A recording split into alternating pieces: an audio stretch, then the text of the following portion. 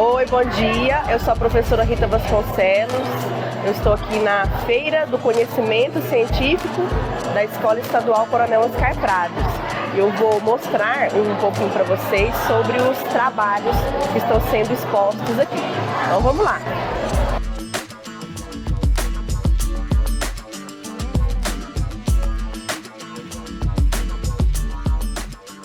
No dia 16 de setembro de 2023, aconteceu a Feira do Conhecimento Científico na Escola Estadual Coronel Oscar Prados. O evento teve como objetivo estimular a construção da aprendizagem através da pesquisa, experimentação e produção de textos escritos ou orais para a divulgação dos conhecimentos adquiridos. Veja a seguir um resumo dos projetos desenvolvidos pelos estudantes do ensino médio do primeiro e terceiro turno.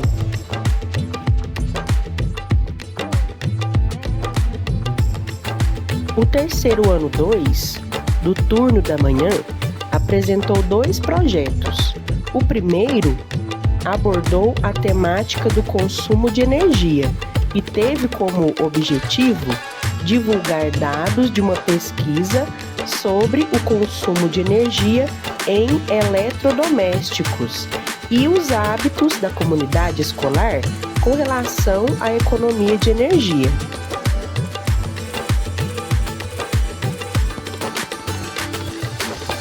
O consumo de energia tem se tornado um problema crescente, devido aos impactos ambientais associados ao seu uso excessivo e ineficiente.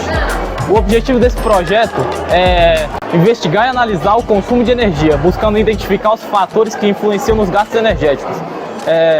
Eu e o meu grupo fez uma pesquisa em uma loja de eletrodomésticos, cujo objetivo era investigar as etiquetas de eficiência energéticas com o objetivo de comparar as marcas e ver quais delas possuem o menor gasto energético.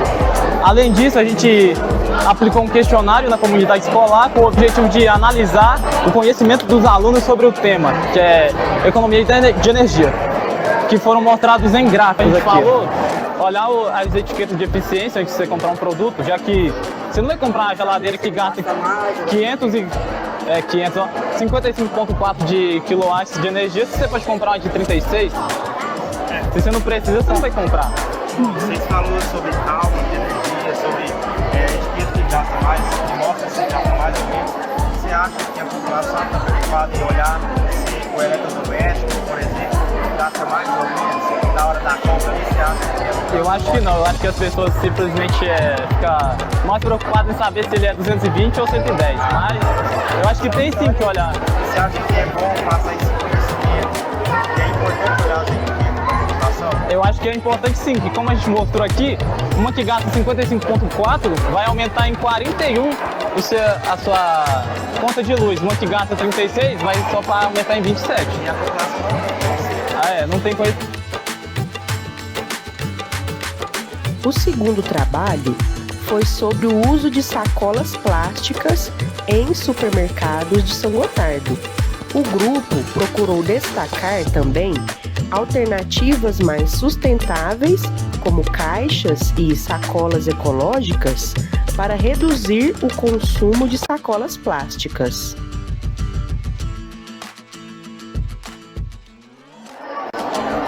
Em casa.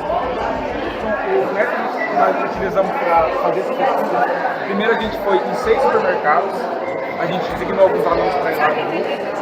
E a gente pegou os números de consumo aproximadamente que eles utilizam no mês. Mesmo o supermercado que menos utiliza, aí ele utiliza uma grande quantidade, que é 75%. Depois, a gente designou 2 alunos para ir em algum terreno e fazer uma limpeza, tirar os plásticos, garrafas, para ficar evidente a grande poluição que tinha ali, por causa dos objetos plásticos. A gente também aplicou um questionário para alunos do nono ano, que tem entre 14 e 15 anos, que já tem uma idade que já dá para ter uma conscientização. Nesse questionário, a primeira pergunta que nós fizemos foi: quanto tempo eles acham que leva para uma sacola plástica se decompor no ambiente? A metade acertou, é 100 ou mais anos, é aproximadamente 100 ou 400 anos. Na segunda pergunta, a gente perguntou se eles sabiam o que são microplásticos. mais elementar que eu não sabia. Microplásticos são pequenas partículas de plástico, geralmente menores do que 5 milímetros, que pode ser encontrado em rios, oceanos e solos. Geralmente se origina a partir da quebra de algum objeto plástico, mas também pode ser produzido diretamente para cosméticos e roupas. Na terceira pergunta, a gente perguntou para esses mesmos alunos se quando eles vão ao mercado, eles utilizam sacolas, caixas ou, de maneira geral, algumas alternativas sustentáveis. A grande maioria utiliza ainda sacolas plásticas. Por meio de todos os estudos, a gente chegou à conclusão que apenas 6 supermercados de porte tamanho normal de São Gotardo utilizam 720 quilos aproximadamente por mês. E a maioria dos alunos do nono ano não utiliza alguma alternativa sustentável para minimizar o uso de sacola plástica. E que mesmo que a pessoa não possa utilizar uma caixa ou esqueceu, não comprou, caso ela comprou uma sacola plástica, ela pode reutilizar colocando em lixos de banheiro, lixo de cozinha, ou descartando corretamente em locais de coleta seletiva. A gente preparou uma demonstração de como uma caixa pode substituir um certo número de sacolas plásticas. No caso, economizar, evitar o consumidor geral de sacolas plásticas.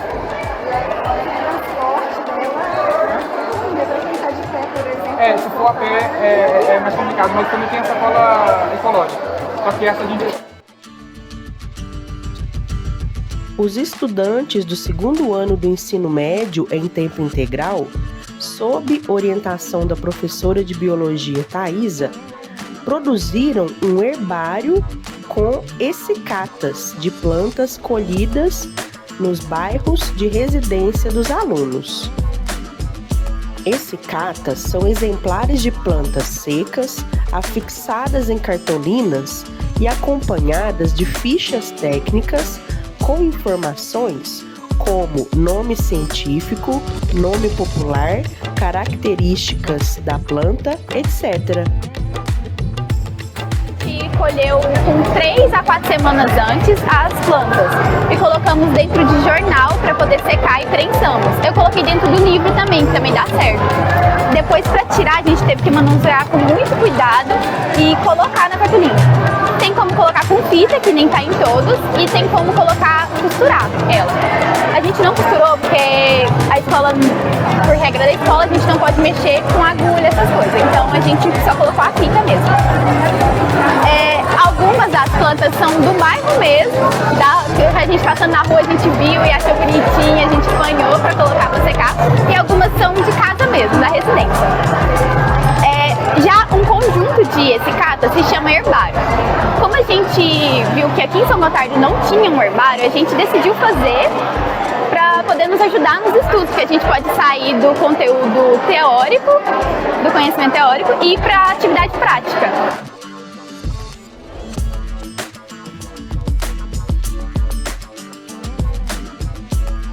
O projeto do primeiro ano do ensino médio em tempo integral, turma 1, foi a simulação de uma estação de tratamento de água. No experimento, os alunos investigaram também os níveis de cloro e o pH de amostras de água.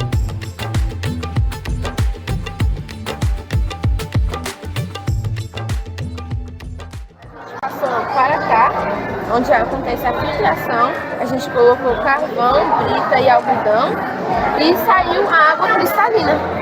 Tá, eu perdi o início. Daquela água você foi fazendo isso? Isso. Esse processo. E aquela estaria potável, conta para consumo ou não? Não, a gente testou o pH dela e ela tá ácida.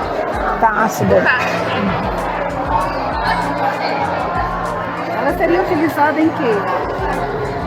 Onde ela poderia ser utilizada se ela está ácida? Eu acredito que ela não é potável, né? Ela é ácida. Mas para lavar coisas, lavar a casa. Pra lavar terreiro. Ela tem que estar em rio. Lavar o carro. 7. Ela potável estaria onde? No 7. Ela estaria no 7. Mas por conta dos processos químicos, ela ficou ácida. A água do balneário com barro e o filtro de barro. Como vocês podem ver aqui no filtro de barro, o pH é 7, então ele é potável.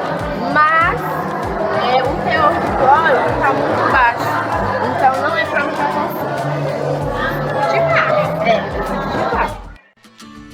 A turma 2 do primeiro EMTI realizou a extração de óleos essenciais de 2 espécies de hortelã e também apresentaram os resultados de uma pesquisa sobre o conhecimento da população de São Gotardo acerca das plantas medicinais.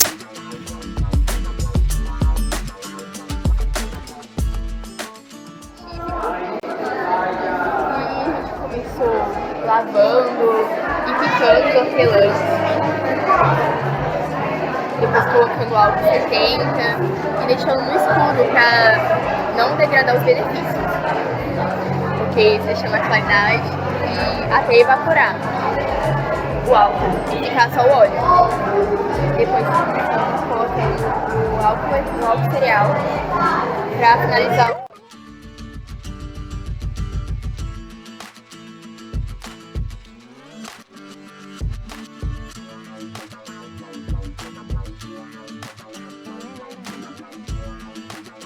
Os alunos do ensino médio noturno também apresentaram excelentes trabalhos. No terceiro ano, uma das temáticas abordadas foi a segurança no trabalho, cujo projeto objetivou apresentar os dados de uma pesquisa sobre o conhecimento da população com relação aos equipamentos de proteção individual no ambiente de trabalho. Sobre a segurança no trabalho. No Brasil existe uma grande taxa de acidentes no trabalho, né? E investigando isso um pouco, a gente descobriu que esses acidentes muitas vezes se devem pela falta do uso de equipamentos de proteção, o EPI. Pensando nisso, a gente foi em busca do porquê que existe essa falta do uso do EPI. E observando bem, o que acontece é que muitas das vezes o próprio trabalhador se recusa a usar o EPI. Por quê? A gente foi em busca disso. O objetivo do nosso trabalho foi promover a conscientização e o uso correto dos equipamentos de proteção individual, chamado como EPI. A nossa metodologia, a gente aqui dentro da escola mesmo, a gente foi aplicando questionários nas salas de aula para saber um pouco mais sobre isso. E passando nas turmas, a gente percebeu que um grande problema é que as pessoas não sabem o que é o EPI. No questionário mesmo, a gente teve que responder algumas dúvidas dos alunos porque eles não sabiam o que eram, não tinham a noção básica disso. Então, nisso a gente entendeu que essa falta do uso, essa recusa do trabalhador, muitas vezes vem da falta de conhecimento. Por quê? O trabalhador entra numa empresa, ele não tem um treinamento adequado, a empresa não oferece um EPI adequado, ele não sabe dos seus direitos e isso acaba prejudicando. Concluindo aqui, o que acontece é que tem que ter uma maior conscientização sobre esse uso para que os acidentes diminuam. O segundo projeto do terceiro noturno trouxe os resultados estatísticos do questionário aplicado aos alunos do turno sobre os desafios de conciliar o trabalho e os estudos. Atualmente, 97% dos nossos alunos do noturno estudam nesse período porque trabalham em período integral durante o dia. E apenas 3% dos nossos alunos estudam no noturno sem trabalhar antes porque já trabalhavam, saiu do emprego, mas decidiu permanecer no noturno e não voltar para o matutino. Uma dúvida muito comum, geralmente, não só entre os alunos, mas entre até os pais em geral, é sobre a diferença do ensino. Então, a gente aplicou essa pesquisa também para entender se os alunos que já estudaram no matutino e teve que passar para o noturno sentiram essa diferença no ensino. E com a nossa pesquisa, 99% dos alunos votaram que não houve diferença no ensino. Alguns, inclusive, adicionaram um comentário que teve melhora nas notas, o que pra gente é uma coisa muito boa. E apenas 1% votou que teve dificuldade. E aí eu quis aprofundar vai saber ao certo o que seria essa dificuldade. Se é algo relacionado à escola, ao ensino, aos professores ou se é algo particular. Essa dificuldade dos alunos está mais associada à falta de tempo e sono. Os alunos disseram que com as atividades noturnas, principalmente ao final da semana, nos últimos horários, o sono pode vir a atrapalhar um pouco, mas não é algo que os fariam, por exemplo, largar os estudos. Então, outras perguntas que a gente fez, por exemplo, é por quê? O que ajuda a eles a equilibrarem essa rotina? Quais seriam as mudanças, talvez, que poderiam facilitar eles para ter essa rotina assim mais adequada, não tão cansada no final da semana? E a gente chegou aos resultados que, atualmente, na nossa escola, os horários são reduzidos para o turno do noturno. São apenas 4 horários, diferente da manhã e da tarde, que tem 5 horários. Os alunos me identificou que isso é uma ajuda enorme para a carga horária deles, porque possibilita chegar mais cedo em casa e o que é muito melhor. Os alunos me informaram também que a questão da alimentação na escola atualmente está sendo uma ajuda enorme para eles, porque muita gente não tem tempo. Entre o horário do trabalho e a chegada na escola é um período muito curto. Isso quem consegue ir em casa, porque muitas pessoas saem 6h30 do trabalho, então meia hora é a questão de você sair do trabalho e chegar na sua escola. Então eu perguntei o que ajudaria nessa questão e muita gente falou que atualmente já está satisfeito com o método da escola, que é a nossa alimentação do noturno é uma alimentação bem balanceada, bem saudável e que sustenta bastante. É literalmente uma janta, porque o índice de alunos, de jovens que não terminam o ensino médio é muito alto.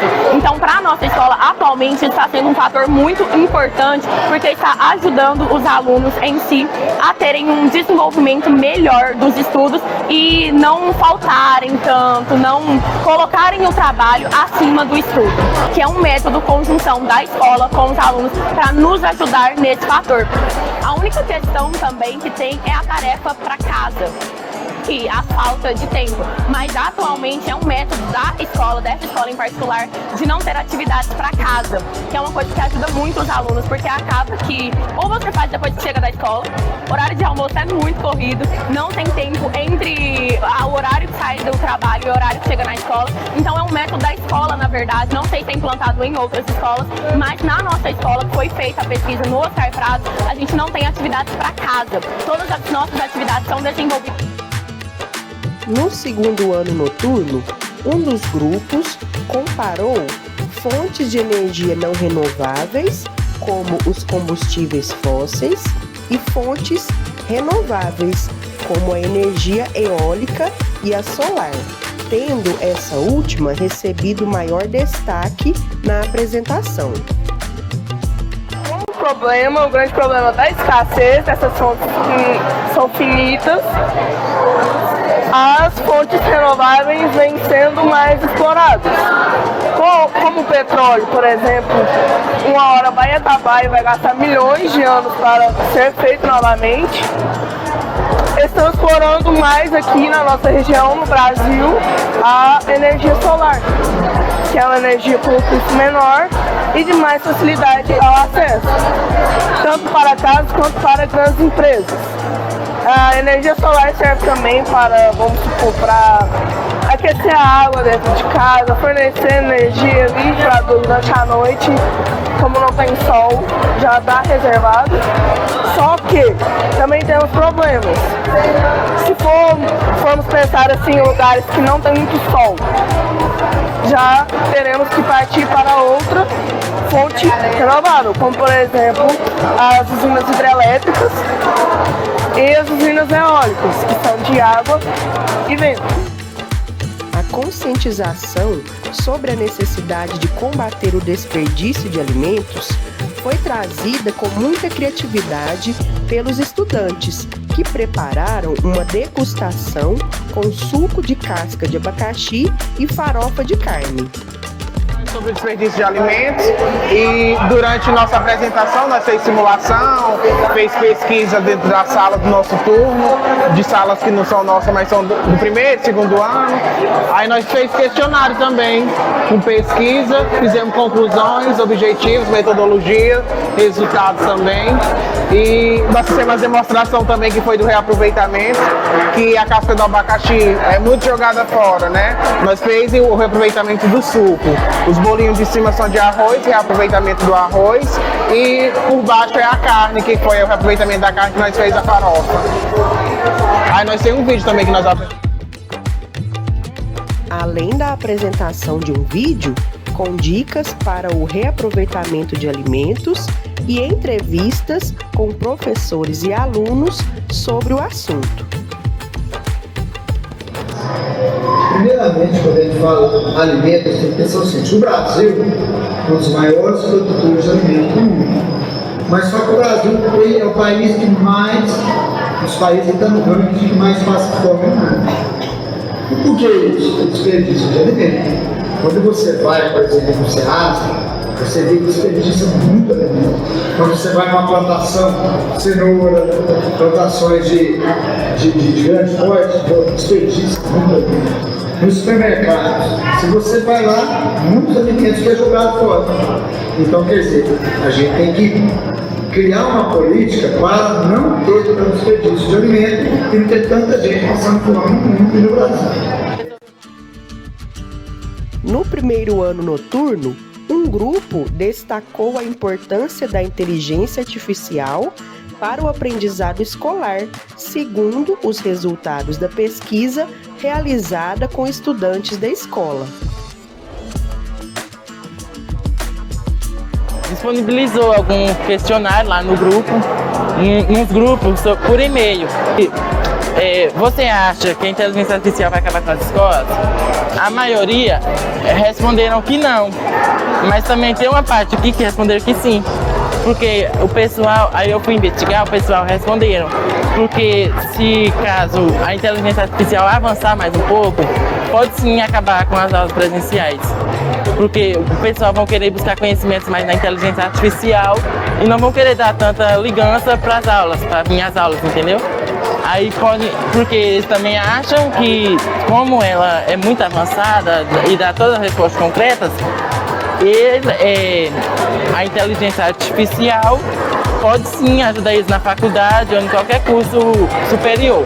A maioria dos professores, as respostas foram concretas e idênticas. Eles responderam que sim, que se usada de forma correta e sensata, pode sim ajudar no conhecimento do aprendizado. Mas se utilizar ela de forma inadequada, pode prejudicar no aprendizado. Outro grupo falou sobre como as pressões relacionadas ao ambiente escolar afetam a saúde mental dos estudantes.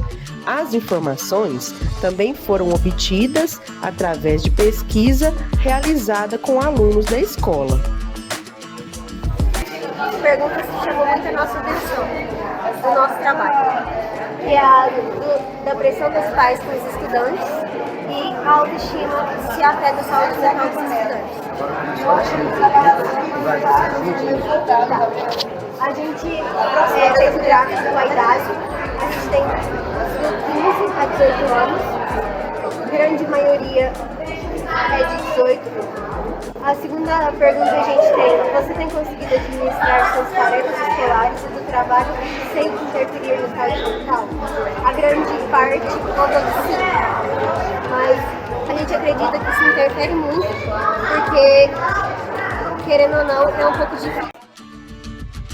E as apresentações foram finalizadas com a análise de dados estatísticos sobre os hábitos dos estudantes do noturno no que se refere ao planejamento financeiro. De onde vem a renda deles? 87% alegou que a renda vem do trabalho. Né? Outras formas que o aluno poderia colocar, tipo pensão alimentícia de um pai, de uma mãe, outro tipo de benefício. entra nas outras formas, né?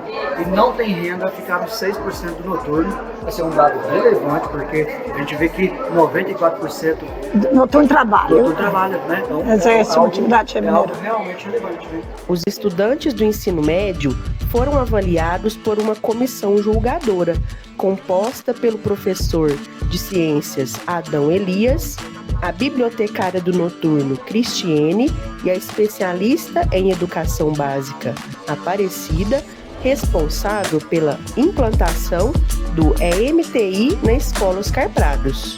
O projeto melhor avaliado foi selecionado para concorrer a uma vaga para representar São Gotardo na Feira de Ciências da Superintendência Regional de Ensino de Patos de Minas. E os estudantes do ensino fundamental também participaram da Feira do Conhecimento Científico, expondo alguns temas que foram trabalhados em sala de aula ao longo do terceiro bimestre.